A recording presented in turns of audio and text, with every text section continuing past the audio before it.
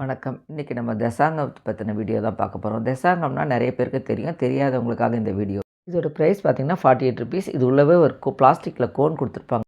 அதில் ஃபில் பண்ணி கம்ப்யூட்டர் சாம்பிராணி மாதிரி நம்ம ஏற்றி வச்சோம்னா நல்ல பூஜை ரூம் ஃபுல்லாக நல்ல வாசனை வரும்.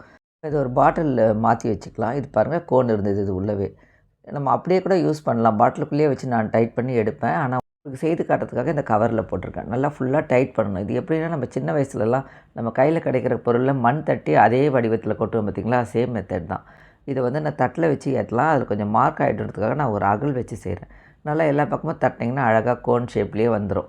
வந்ததுக்கப்புறம் வத்தி குச்சியில் நம்ம வச்சு ஏற்றினோம்னாக்கா சட்டுன்னு பிடிச்சிக்கோங்க. இது கம்ப்யூட்டர் சாம்பிராணி மாதிரி லேட்லாம் ஆகாது, சீக்கிரமாக வந்துடும்.